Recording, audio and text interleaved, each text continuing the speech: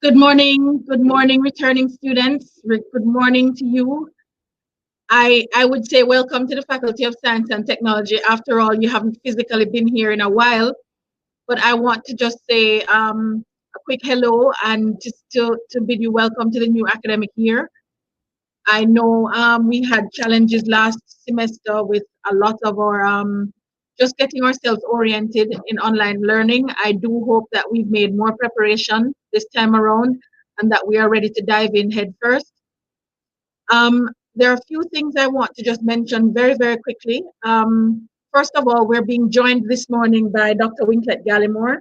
She's the Associate Dean for, oh dear, Associate Dean for Student Engagement. And we have also a presentation this morning from Dr. Frederick Boyd. He will inform you of some very, very, very important information that you will need to get cracking this academic year. And we have with us on screen this morning as well our Vice President for your Guild Council. Her name is Savannah Grant. In the background with all our technical expertise is Daniel Nicol from the PR office from the Guild Council as well. So very quickly, there are some persons who are requiring waivers. There are students who are requiring dropping of courses from the summer. There are lots of small things that need to get done prior to you being able to register. We will handle those in a session right after Dr. Boyd's presentation and just before you go into, if you need to, go into the departmental presentations.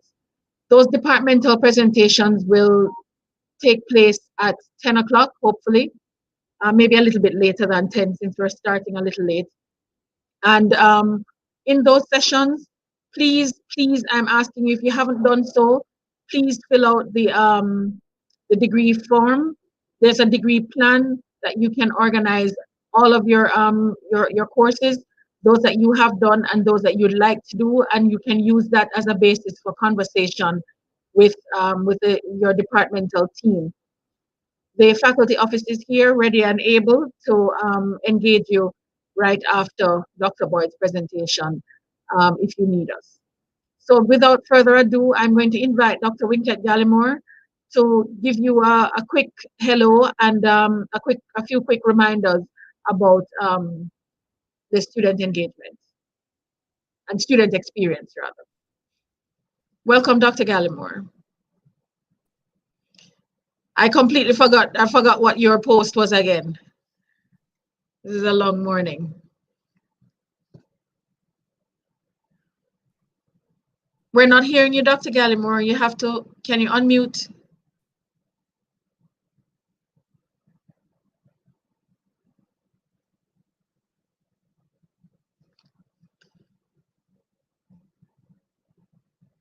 Still not hearing you. All right, we're having a few technical difficulties engaging with Dr. Gallimore. While Daniel sorts that out behind the scenes, we're just going to jump in and have Dr. Boyd give the presentation. So Dr. Boyd is the undergraduate coordinator or one of the undergraduate coordinators in the Department of Life Sciences. And he's always up to the challenge for breaking this presentation to our returning students. And he does this very ably. And this is why we keep asking him and throwing him in the ring every time we have a session like this one. So you can help me to bid welcome to Dr. Boyd. And of course, you can keep your questions coming in the chat. I will try to answer as many questions as possible, but I think you should try to hear out the presentation. There is something there for every situation that you could possibly imagine within the context of you being a returning student. So welcome, Dr. Boyd, and thank you very much again for doing this. Thank you. Good morning, everyone. We are going to look today at the returning students, what needs to be done, and there are a number of things that you need to pay attention to as you continue or in some cases complete your journey through the BSc this particular year. This is a year like none other, but we will now see what we can do, all right, together. All right, could you share my screen, please? I mean, the presentation, please. Okay, good. Thank you. All right. This is a presentation that's put together by the faculty and myself. And today we're going to look at credit checks, majors, and faculty requirements for graduation, the foundation courses, okay, where you ought to be now at your respective levels, options for failed courses, the whole question of go-throughs and remarks.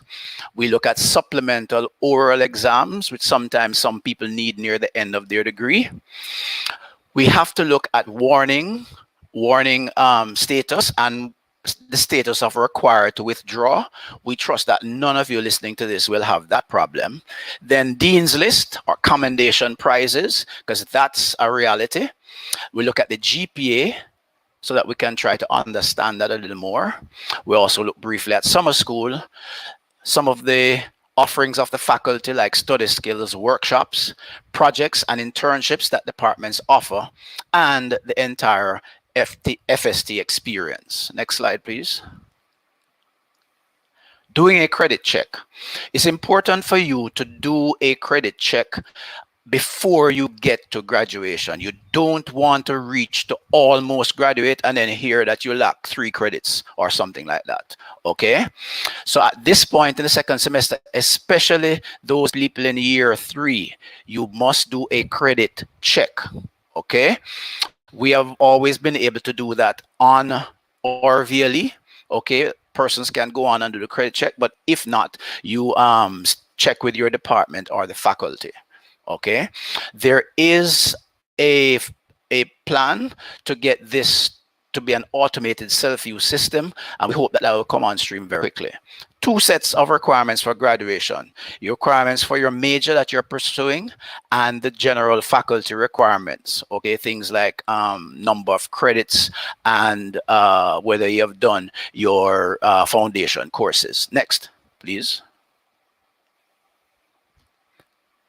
All right, in doing a credit check, you need to have at least a major from a department in FST, not just a mixture of courses. You need to register for a major, and you should declare that major in year 2. If you haven't done it yet and you're in year 3, please ensure you do it like yesterday. Okay, doing another major is not recommended. You can't fit that into your 3 years. Okay, so you settle on your major and then you pursue a minor. The minor can be in the same department, it can be in FST, or it can be in another faculty. Okay, with respect to the major and minor in the same department, we have some things to say in a later slide for you to be careful about. All right, but as long as you have the major, you may mix and match other courses after that. Okay, so the major is required. Okay, you should do a minor, okay, or you do a mix of courses. The mechanism for declaring or requesting a change of major or minor, which you should know already, is the link on SAS on the SAS page. Request a change of major or enrollment status. Okay, you click on that and then you are able to do that. All right, next. Advice is to be sought regarding whether you are progressing correctly or appropriately through your selected major and or minor. So you need to check up on that as you register for courses. Ensure that you are registering for the courses that are required by your major. Okay, and if you're pursuing a particular minor, ensure that you also are pursuing the courses that are required by the minor. You see, it's very important that you pursue the courses for your major that are delineated in your major and in your minor. Outside of that, you can do whatever you want to do. These programs usually specify all the required courses from level 1 upwards. So for example, an environmental biology major in life sciences, you will need to do all 4 level 1 courses. So there is a stipulation from level 1 right up to level 3. The same thing would apply to other majors like actuarial science or occupational safety.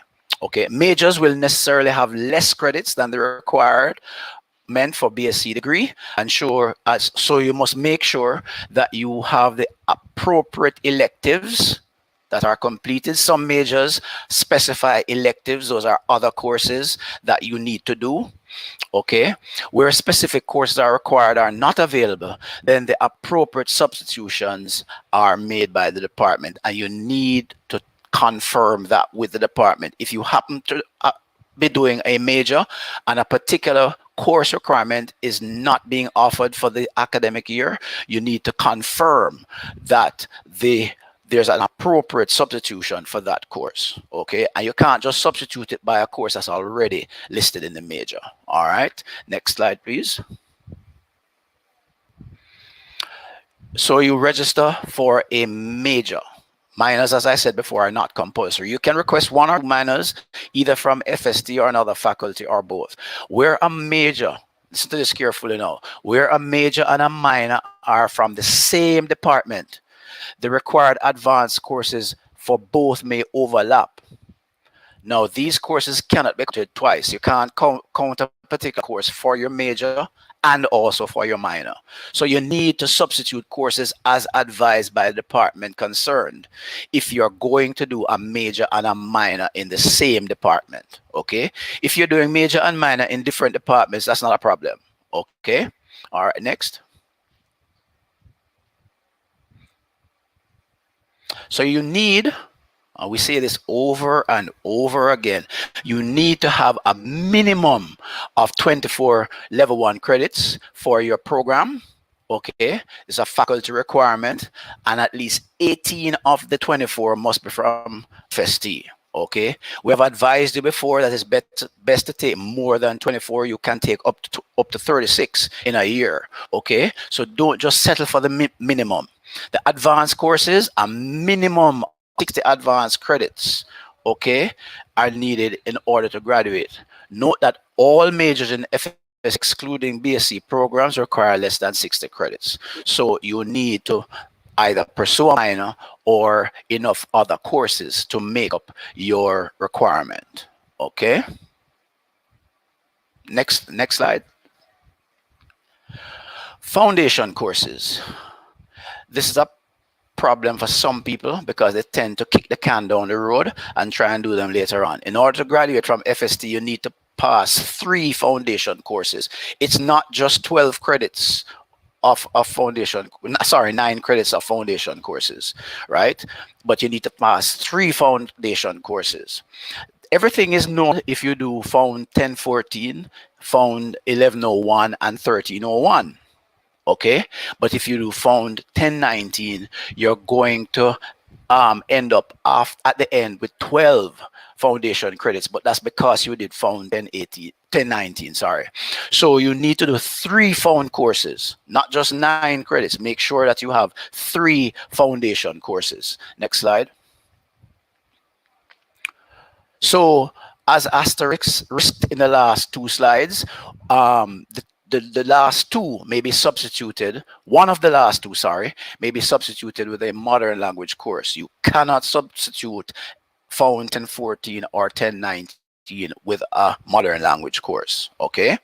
So you may substitute one of the other 2 that are required with a modern language. So if you pass Cape Spanish, you can take Spanish as what to replace one of the Found courses, but not any of the writing courses.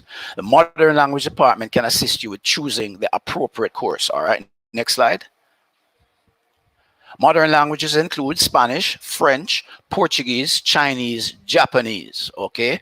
But note that Caribbean Sign Language is not considered a suitable replacement for any of the non-writing foundation courses. All right, so you can choose from Spanish through to Japanese. Next, French and Spanish. Students without CSEC, you need to do basic French or beginner's French. Students with CSEC, beginner's French 2, that's an intermediate. And students with CAPE, French language 1A.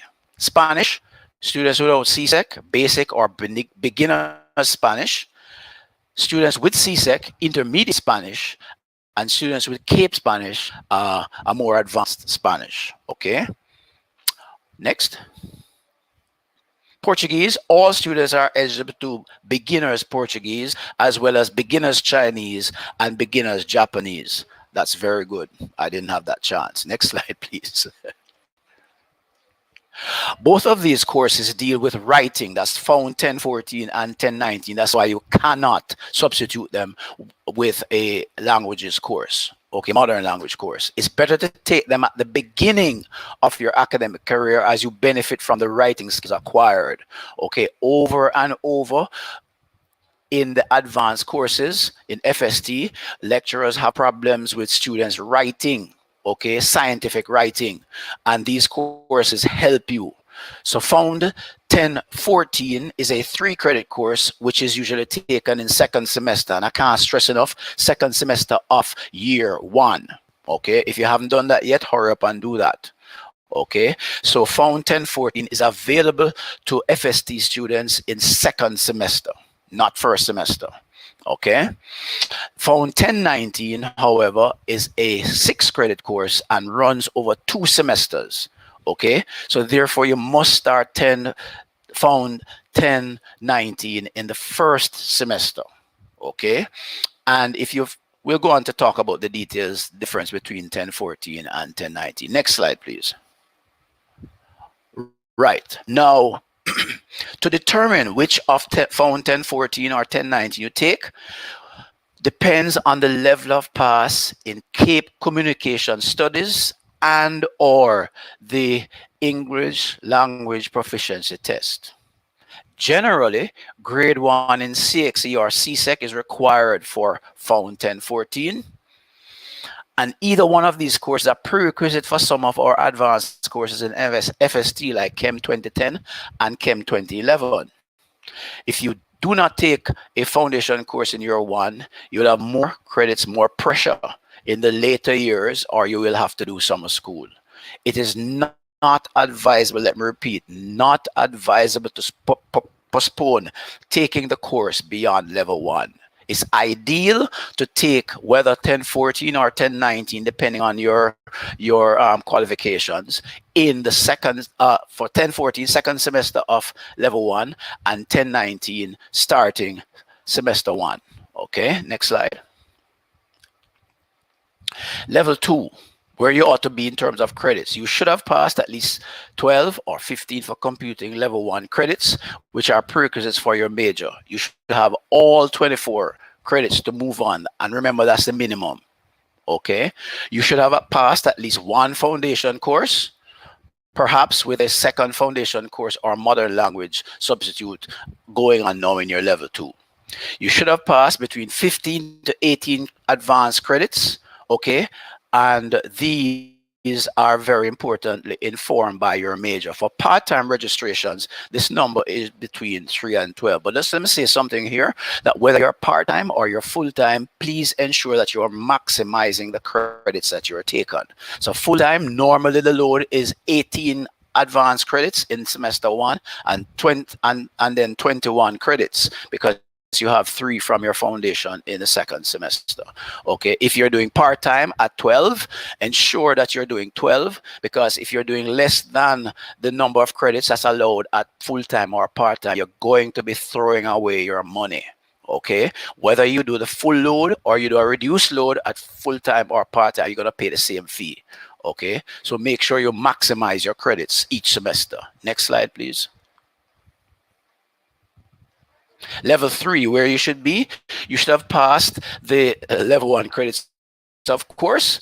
Okay, and very often people are not able to advance because you have not had the required level 1 credits. Okay, in the past we have had people reach a level 3 and then reaching back to level 1 to finish at level 1. That practice is basically out the window now. You should have passed at least 2 foundation courses, either 1014 or 1018 writing course, found 1101 or 1301 or a modern language substitute. Please remember, you can't substitute both 1101 and 1301 with a modern language. You need to substitute either one of them.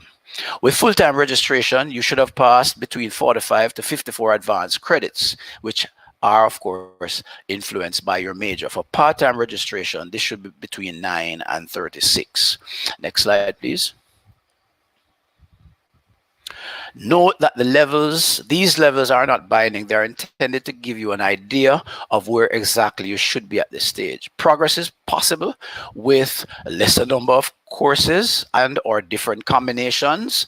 Okay, preferably you should have declared your major and minor by the end of semester 1. Level 2, and as far as possible, these should have been approved by the appropriate department. Sometimes you declare your major and we're waiting for another department, another faculty to approve your minor. Okay, and if they don't approve minor, sometimes the system loses your major. You need to check this. Don't just declare your major and then go whistling through the year. You need to check on your registration fairly regularly as you go through the year. All right, next slide. The normal semester credits, as we said before, are full-time. For semester 1, 18 credits, semester 2, 21 credits, because we are including the 3-credit foundation course in semester 2. All right. If you need to do more than that, you will need to get credit override from the faculty office. Part-time, semesters 1 and 2, anywhere from 2 to 12 credits. But as we said before, listen, man, sorry, semester 1 and 2, sorry, 12 credits. Okay. If you're doing less than that, or less than the 18, you are wasting your money. It is possible to exceed these limits with a faculty credit override. Okay, so if you need to make up some courses and so forth, then you need to get a credit override. The undergraduate coordinators in the various departments can do the necessary local overrides in terms of admittance to courses. But once you exceed your allotted number of credits, you'll need to ask the faculty for a credit override, and they will judge whether you really can do that or not. You must request this online and advise the FST personnel at the front desk. You may need to justify, as I just said, why you need it. Okay. An extension of the credit limit for full-time students rarely given in semester 2 unless a student is graduating. You need to make up for graduation there. Next slide, please. So how were your results in semester 1? Hopefully you passed everything, but maybe you didn't pass all the courses which you need. No, this is a disappointment, but not a disaster. If you fail a course, particularly one that's a requirement for your major or for graduation, you have options. In the following slides, we'll show that. Next, please. Options upon failing a course. 1, retake the course at the next opportunity. 2, a supplementary oral exam, which you have to ask for, or it may be offered to you. A go through and or remark of failing examination paper. All right, and we can't stress this one enough. Once you fail a course, if you fail a course, you need to do at least a go through to see where you went wrong.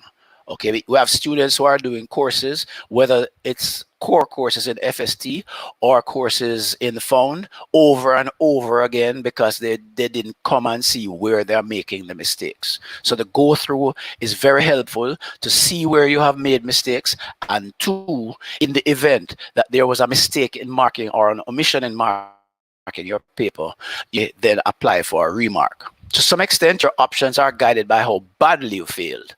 Okay, next slide. So sometimes if you just barely fail the course, you will be allowed the supplemental oral. Okay, retaking the course. This is your only option if you require the course for your major and or you fail badly or fail your coursework. You see, once you fail your coursework, you're going to have to take over the course. Okay, you can do things like exam only if you fail the theory, but once you fail the coursework, you will have to redo the course. FST generally requires a pass in the final examination and a pass in the coursework. We've had students all the time come, sir, how come I failed the course and I got 55%? A pass is normally defined as 50% or more. If your overall pass mark is greater than 45, and you have passed the coursework and you have 40% or above in the examination, then you may be eligible for a supplemental oral. So here we're talking about how badly you failed. Okay, so if your overall mark is more than 45 and you've passed the coursework, you have 40% or above in the examination, then you're eligible for supplemental oral.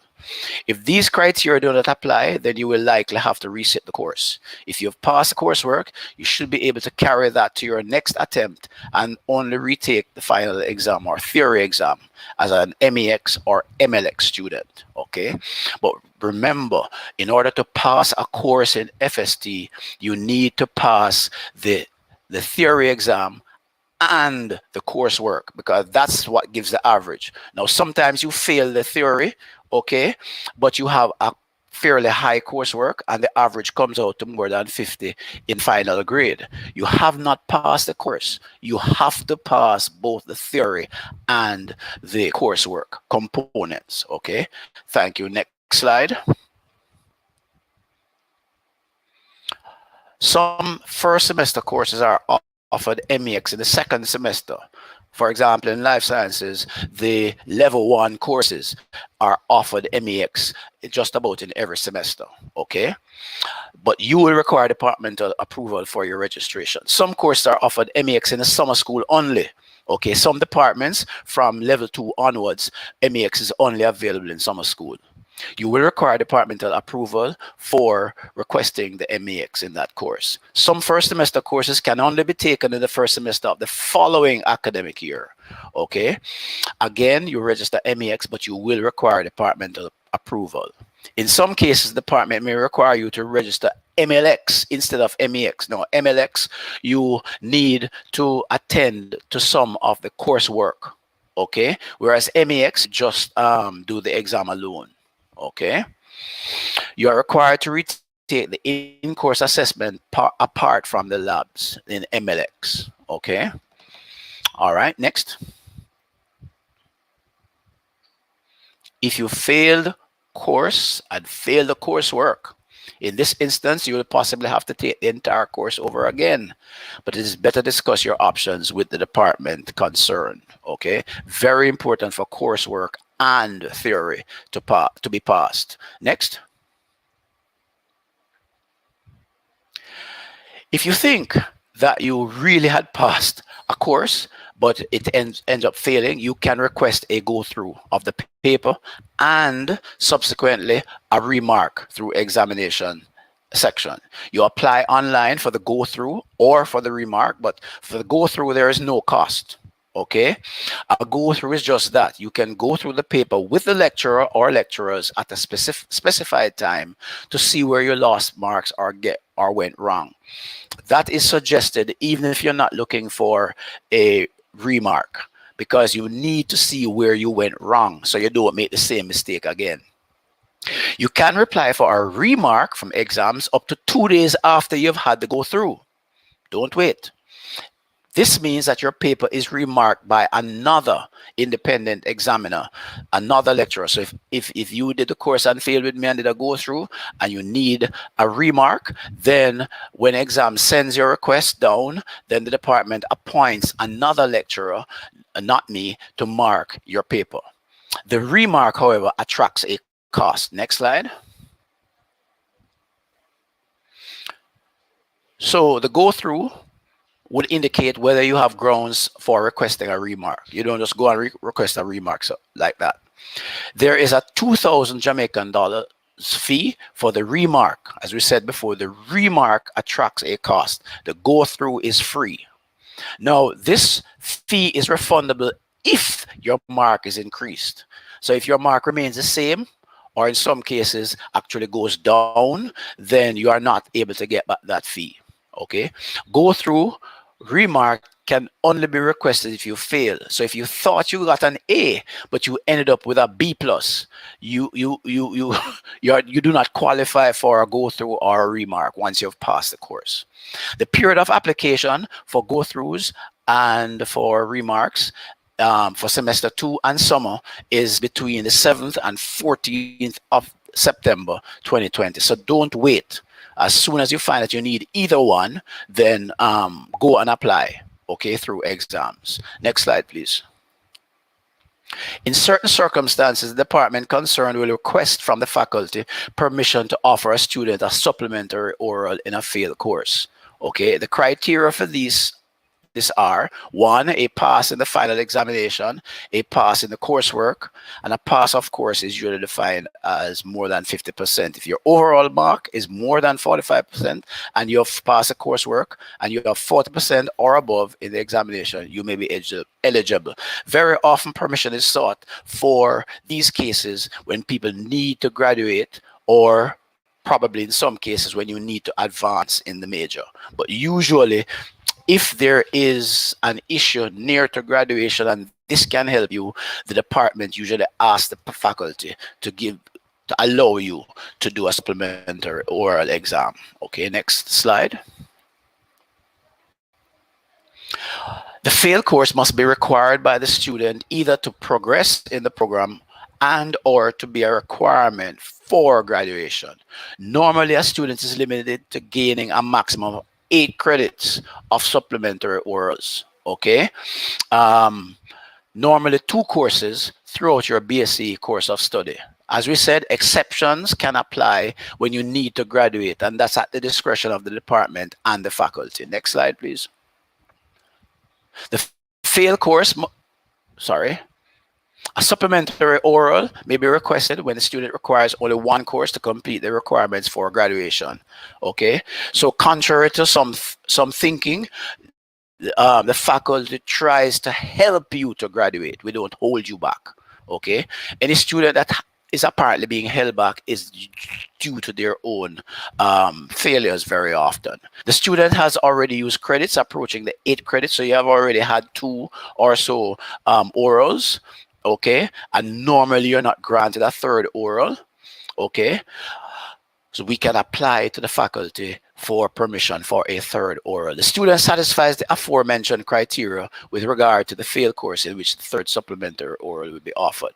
Now, there was a case that I was familiar with where a student failed a course, did an oral, and wanted to do an oral again. You most likely will not be allowed to do a 2nd oral after a 1st oral. You must have had some course in between. Okay, some instruction in between. Next slide. The idea of a supplementary oral, if awarded, is to allow the student to show that they can perform better than they did in the final exam. Maybe there was a problem in your final exam at the time, but now you've overcome that and you can show that you can overcome it and pass the course. The department conducts oral exams in slightly different ways. Okay, so you need to check and confirm with your department what's the nature of the oral. If the student passes a supplementary oral, the grade for the course changes from a failure to 50%. Once you do an oral, you can only get 50%. You can just pass the course. And that's reflected on the record as CO. Okay? If you fail the oral, FO, that's terrible. Okay, but let's not go there. All right, in other words, the maximum achievable grade is 50% overall once you do an oral, and that's irrespective of performance or coursework grade previously attained. All right, remember, you're giving you're given a 2nd shot, and it wouldn't be fair to others if you got a 2nd shot and were able to get an A. All right, next slide. You can still register for course semester 2 if you fail all or most of your courses in semester 1. Talk about mercy. You could retake the exams in the courses which you failed in semester 1 in summer school and so catch up for the next year. Failing a course, of course, will affect your semester GPA. Remember that GPA calculations kick in from semester 1 of year 2. Okay? You're expected to maintain a minimal GPA of 2. Okay, preferably your GPA should be higher than 2. Okay, but below 2, problems. Next slide. If your GPA is less than 2, you will automatically be placed on a warning at the end of semester 1. Okay, so the university is proactive in putting you on warning so that that you are able to recognize that your performance needs improvement. 2, this is an indication that you need to improve your performance in the 2nd semester and raise the semester GPA for semester 2 above GPA 2. If your semester GPA is less than 2 in semester 2, as well as in addition to semester one, you will be required to withdraw from the faculty. That's RTW. Okay? RTW. If you just excuse me 1 minute. Sorry,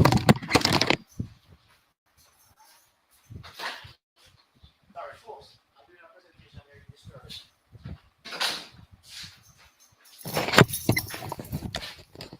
Sorry about that. So do not get into that position. Try to get whatever help you can to make sure that you're not below 2 in your GPA for semester 1 and 2, or else you're going to be required to withdraw. Next slide.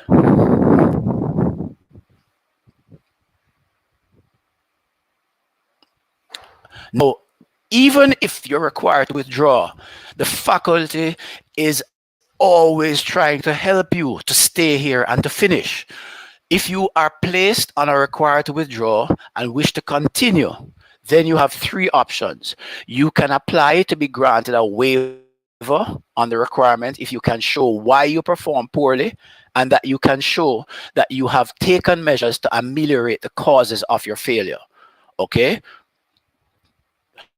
Transfer to another faculty. We wouldn't want to see that, but you have that option. And thirdly, if the challenge still exists, you can actually sit out for 1 year and reapply in order to continue or alter your program. Okay, so those are three options. Even if you hit rock bottom and are required to withdraw, you still have options. Okay, so you need to pursue those options, and we won't think any less of you if you're in a position like this. You come in and talk to faculty or departmental representatives. All right, because we want to see you progress and be successful. Next slide, please. After you return from a required to withdraw, you are then encouraged to attend study skills workshops that are offered by the faculty office. See how good these people are? Even after you've had that rock bottom experience, they're offering something to you to help you to move on. Be judicious when selecting courses. Okay, consider selecting some out of faculty courses, particularly for your minor, if that's the case. Seek academic advice frequently from the faculty office or undergraduate coordinators or a lecturer as required. Become part of a study group and otherwise improve your study habits. Okay, it's very helpful to be a part of a study group and seek how you can improve your study habits. All right, next slide, please. Commendations, dean list, departmental prizes. It's not all about warning letters and required to withdraw. You have the other end of the spectrum when people are doing very well, that you get a commendation awarded in either semester 1 or 2 when a student records a semester GPA of in excess of 3.6. Wow. With no grade being lower than a B plus. Okay, that student is placed on the dean list when he or she gains a commendation in both semesters 1 and 2 within the same academic year. Okay, most departments offer departmental awards or prizes which have specific criteria, and details are available from the respective departments. Next slide. Implications of a low semester GPA. The main one concerns funding. Many scholarship and funding agencies withdraw funding if you have a GPA of less than 2. Okay, so that's one of the problems. Passing or failing advanced courses affects your degree GPA and the class of degree that you will be awarded. Note that the impact of just a few F grades, especially the F3s in advanced courses, will significantly lower the GPA of your degree. And very often it's difficult to recover from that. Okay, so try and maximize. That's why it's not good to try and aim for the minimum, because when you aim for the minimum, sometimes you'll fall into the F. All right, next slide. GPA and class of degree. Your degree GPA determines the class of degree you will graduate with. So first class honors GPA 3.6 or greater. Upper second class honors between 3 and 3.59. Lower second class honors 2.5 to 2.99. And a pass degree GPA 2 through to 2.49. Degree GPA is calculated based on all advanced courses which you register for. Whether you pass or you fail, that will factor into your GPA. Next slide, please. GPA calculation is done as shown on the slide. Each course and grade will carry a certain number of quality points or grade points. Only advanced courses, as we said before, determine degree GPA. So you'll see there in your those three courses, okay, the performance at the various levels add to your components of your GPA, okay? So the credits are added up, and that's used as a denominator against the quality points that you have. Okay, in this case, 39.4, we add up all the QPs, 39.4, and then it's divided by the number of credits, and that gives you your GPA. Okay, I really trust and hope that your GPAs will be 3.6 or above. That would be wonderful. All right, is there a next slide? Or we're done. I think, sorry, summer school. Summer school is conducted within the June to July period of each year. It's optional, but you have to pay separately for courses which you take. Summer school can be used to take entire courses or to resit exam, MEX. In some departments, only MEX is offered in the summer, but there may be 1 or 2 courses which can be taken or retaken in full. Registration is limited to 12 credits in total for summer school. And of course, if you have to go beyond that, you need to apply for a credit override from the faculty office. Next slide.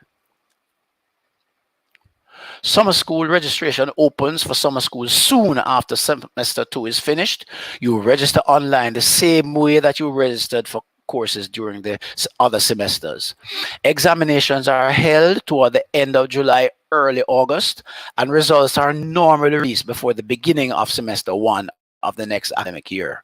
Okay, so some people have done the MEX and passed the courses, so they're able to move on in semester 1 of the next academic year. That's one of the pluses for summer school. All right, next. The study skills workshop. We mentioned that earlier. If you're required to withdraw, in particular, when you come back, you need to register for a study skills workshop. The FST typically hosts a series of workshops for students wishing to improve their study skills techniques throughout the year. These workshops are open to anyone. So you don't have to be a rock bottom student to apply for this in your recovery, but to anyone, but are mandatory for students who have been placed on warning at the end of semester 1, and more so for people returning from withdrawal, being required to withdraw. The date for the 2020-21 semester 1 workshop will be announced shortly. More information will be available from the FST office. Next slide, please. Scholarships. Check departmental web pages and the Office of Student Financing for available scholarships. Okay, you need to be proactive in checking for these. Okay, either with your department or Office of Student Financing. Scholarships primarily target second and third year students, and the deadline for application is usually May 31st of the previous year. Okay, so you need to be alert for this. If you need help in this, then don't allow May 31 coming up to pass you by. Next slide, please. Research projects. All departments in the faculty offer research projects. During this research project is a non-taught course, so the student undertakes a specific piece of research in a semester or over the academic year. This is written up as a thesis, which is examined by at least 2 examiners. Okay, you may have an idea for a research project, or if you don't, you check with a lecturer who may have a research project for you to do. This is a good choice if you are interested in pursuing research beyond the undergraduate level. So particularly if you want to do an MPhil and go on to a PhD, this is very good experience for you. Initially, you need to approach a potential supervisor and discuss a potential project with him or her. Projects are worth 3, 4, or 6 credits depending on the department, depending and are usually undertaken in the student's final year. Okay, so you have a project which might be 3 credits, but you may have a more intensive project which is worth 6 credits, as the case may be. The 6 credit ones, you usually need special permission to do that because you need to have a high GPA to do a 6 credit project. Next slide, please. Internships. Internships are also offered by some departments in FST. Usually you find that students do an internship or a project, but in some cases you can do an internship and a project. Okay, they normally run during the summer period, so you need to organize if you're planning to do both. They involve placement of a student. The internship involves placement of a student with a company or institution which is involved in the specific area of specialization. They are a good opportunity for students to acquire work experience and may offer potential employment after graduation. Some students continue to work at the place that they did their internship at. Students are allocated to a particular company or institution and work there over a number of weeks, let's say for 6 weeks. The student is usually required to produce a report, okay, like the students who do a project, as well as a presentation on what they did. Their performance is assessed by their employer, who submits the information to the supervisor, and also the examiners in the oral that you do based on the internship. All right, next. So for advice, please do not hesitate to consult with the following persons: in the undergraduate, in the faculty office, the undergraduate associate deans, Dr. Shireen James Williamson, okay, and her email is given there, and Dr. Winklet Gallimore.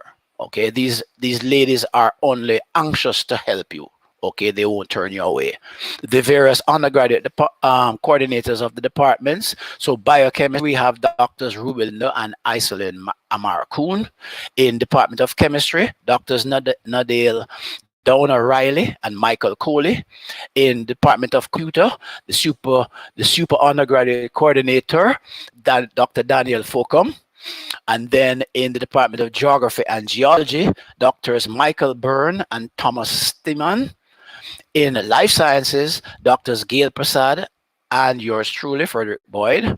In Department of Mathematics, Dr. Sam Daniel and Howard Hines. Okay, and last but not least, also Dr. Louis Ray Harris, Department of Physics. These are persons who you can go to who will help you with your questions. And if they can't answer your question at the moment, they'll get the information for you. Okay, so please don't hesitate. Don't stand off and say, boy, nothing go on for me. You need to come and get the advice you need. All right, I think that's the last slide. Thank you very much for listening, and we wish you all the best as you continue your studies this year. Thank you. Can somebody answer that, please? Because I can't answer now.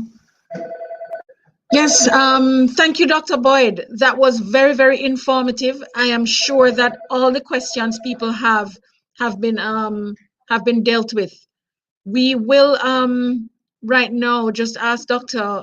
Winklet Gallimore if she will join us, and then the guild, and then I'll have some closing remarks. So can we have Dr. Gallimore, please? Dr. Gallimore, please. Wonderful. Hello, good morning. You're hearing me okay? Yes, good morning. I just want to welcome the returning students. Thank you for coming back, you know, in the midst of all this circumstances and challenges that we've been facing. Just want to tell you about our holistic development program. Get on the FST website and sign up for that, as well as, well, you're returning students, so you would not necessarily be first gen students. But those are a couple of the programs that I want to tell you about. And welcome. Thank you for coming back. And we're going to have a great year. All right. Bye. Thank you, Dr. Gallimore. Folks, please remember that there is a lot, despite that we're online, we are going to be doing quite a bit for you and with you. Just make sure your UE email is working, and ensure that you are able to communicate with us every step of the game. So we have very quickly our FST GC Vice President, Ms. Savannah Grant, and she will talk to you for a quick minute or two, and then I will come back with some closing remarks. Welcome.